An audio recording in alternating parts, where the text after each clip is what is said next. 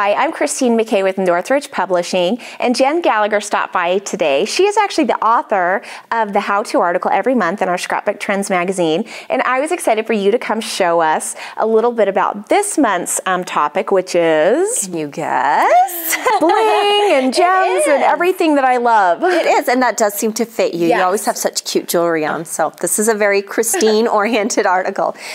Gems and bling cover so many different types of products, so there's a lot of choices out there. For instance, this is a Tim Holtz chandelier gems, and you can actually attach them to whatever you want. And anything Tim Holtz is fabulous. I know, he just thinks so outside of the box that I find myself trying things maybe I wouldn't normally have done before, like jewelry things. I also love, you can get pearls in a strand, or you can get pearls in a flourish, so lots of options, which is kind of a more sophisticated look, don't you think? And then just regular gem stickers, they come in lots of different shapes. You can actually rate your old bead box, you know, if you wanted to. There are a lot of options. You know what I love about that, Jen, is just the ones that you show right here, is that it's really for any style, because maybe you're kind of crazy or glitzy and kind of girly. This would be the way to go. If you're more formal or sophisticated, or you happen to be working on that type of project, you can use the pearls.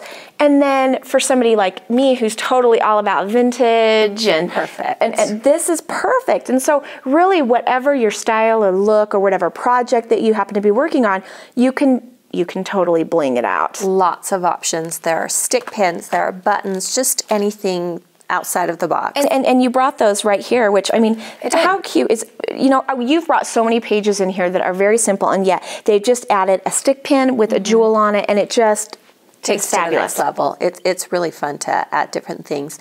In fact, in one of the layouts we do in the article, we talk about sequins and how you can add sequins to your pages. So there's just so many choices when it comes to gems and anything with bling, so it's fun.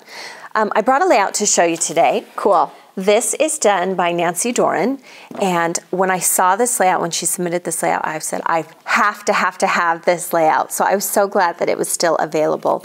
Now, this is what you do when you have lots and lots of gems to use up. I love that this layout is called I Dream, and then the gems are coming out of her head.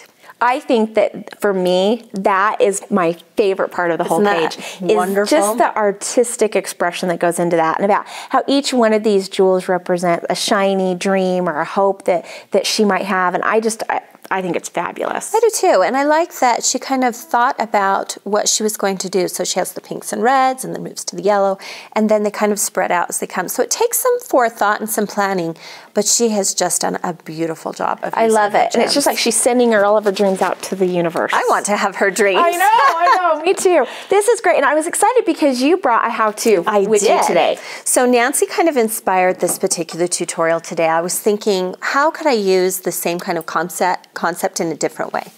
So what you would need is cardstock or pattern paper, whatever you're using, and then any kind of a shape.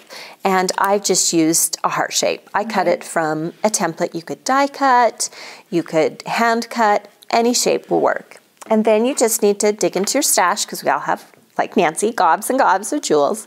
And the idea behind this is we're going to eventually remove the heart, but we're going to create a burst of gems out from So you're kind of just using the heart as a template. Right, and it'll be removed. If you're worried about it moving around, you can use temporary adhesive. Definitely don't use something too strong, because then when you pull it away, it will rip up. And you want to put some close to the heart. You want to vary the size, maybe the color.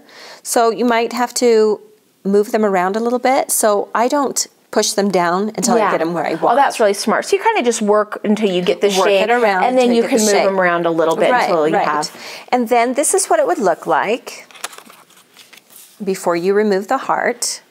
And then you remove the heart, and you're left with the negative shape. I think that is so fun, because there's so many possibilities. You can, instead of a heart, you could use a monogram, or you could use a star, or just any other shape. Lots of options, and we all have gems that we need to use up? You know, it's all about inspiration. And one thing that I love about Jen's articles is that each month they're step by step. Not only do they give you different product suggestions and kind of let you know what's out there, but tells you step by step ideas of how to actually use the product as well. And this article is no different. It's just full in depth of some great inspiration. So check it out. It's on sale now. You can get it at any one of your local craft retail stores, or you can get your very own subscription at northridgepublishing.com.